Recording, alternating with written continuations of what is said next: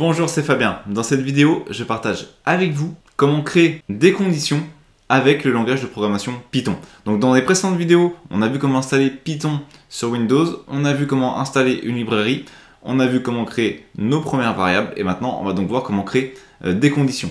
Donc la première chose qu'on pourrait se demander déjà, c'est à quoi vont nous servir les conditions. Donc dans les langages de programmation, on va retrouver des conditions qui permettent de vérifier si une expression est vraie ou fausse. Si l'expression est vraie, alors on va exécuter du code à la suite. Si elle est fausse, alors on pourra exécuter un autre code à la suite. Donc on va les utiliser généralement pour vérifier le bon déroulement du programme, notamment en fonction de ce qui va être renseigné en termes de données ou par rapport à ce qui est renseigné par l'utilisateur ou les résultats précédents. Dans le cas de Python, on va utiliser notamment if, elif et else et on va voir ça tout de suite.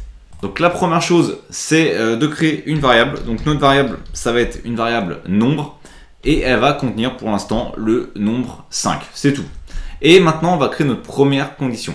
Cette condition, c'est if. If, ça veut dire si. Donc, pour faire simple, de manière littéraire, on pourrait dire si notre variable nombre est supérieure, puisqu'on peut utiliser des signes du type supérieur, du type inférieur, du type différent, du type égal. On a également la possibilité d'utiliser des éléments comme AND. Si par exemple nombre est supérieur à 5 et nombre inférieur à 10, alors faire ceci ou cela. Bref, on a plusieurs possibilités au niveau des conditions.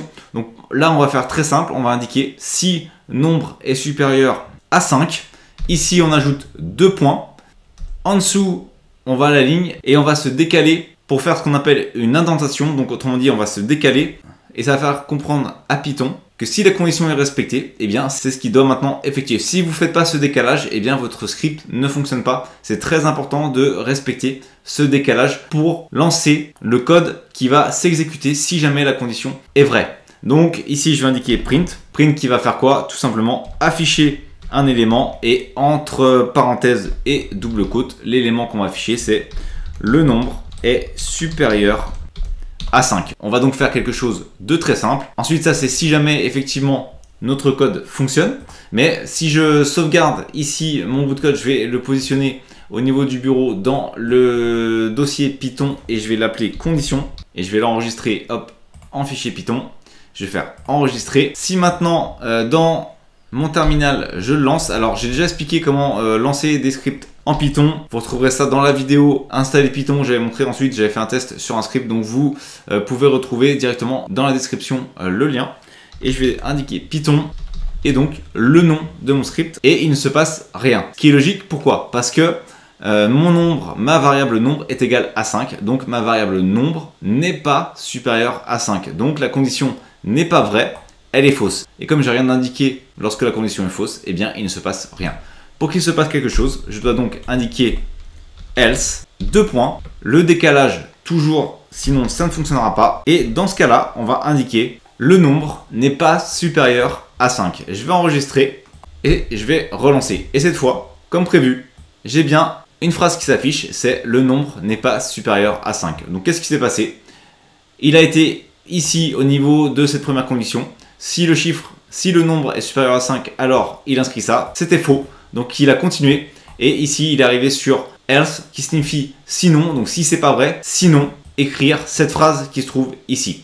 Maintenant on pourrait faire quelque chose d'un peu plus subtil, on pourrait ajouter une nouvelle condition et pour ajouter une nouvelle condition ça va être elif, sauf que cette fois-ci on va indiquer nombre est égal à 5, ne pas oublier les 2 points, à la ligne on fait un décalage et cette fois-ci on va indiquer print et entre double quotes le nombre est égal à 5. Et je vais modifier ici ma dernière phrase. Ça signifiera que mon nombre est inférieur maintenant à 5. Pourquoi? Parce que si jamais il arrive ici, le nombre est supérieur à 5, eh bien il affichera cette phrase. Si ce n'est pas le cas, il va vérifier la deuxième condition. Avec elif, on a donc indiqué une deuxième condition. Cette deuxième condition, c'est quoi? C'est de vérifier si le nombre est égal à 5. Si c'est le cas, alors il va indiquer cette phrase, le nombre est égal à 5. Notre première condition vérifie si on est supérieur, vérifie si on est égal, et donc la seule possibilité qui reste, c'est que le nombre soit inférieur à 5, et donc sinon, si le chiffre ne se trouve pas dans ces deux premières conditions. Si les deux premières conditions sont fausses, alors dans ce cas-là, tu inscris tout simplement cette instruction, autrement dit que le nombre est inférieur à 5. On peut modifier pour vérifier, on pourrait par exemple utiliser le chiffre 4, relancer, et comme prévu, on a bien le nombre est inférieur à 5 et on peut tester avec un chiffre supérieur. On va aller à 7.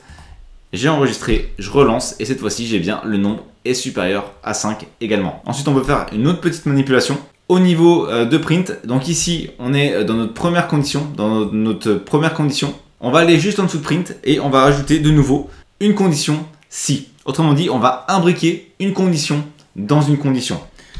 Ici on va indiquer si notre nombre est supérieur à 10, 2 points, je retourne à la ligne. Même principe, je fais le décalage, sauf que cette fois-ci, je le fais depuis l'alignement de ma deuxième condition. Je vais indiquer print, incroyable, le chiffre est supérieur à 10. Donc maintenant, je peux retester, je vais faire enregistrer, je vais relancer. Donc je vais modifier ici le chiffre, je vais mettre 11, je vais enregistrer et je vais donc relancer. Alors mince, lorsque j'ai écrit, je me suis mal positionné au niveau de l'indentation, donc je vais recommencer. Je vais enregistrer et je vais donc relancer. Et cette fois-ci, comme prévu, j'ai bien le nombre est supérieur à 5. Donc il rentre ici au niveau de la fonction, c'est vrai.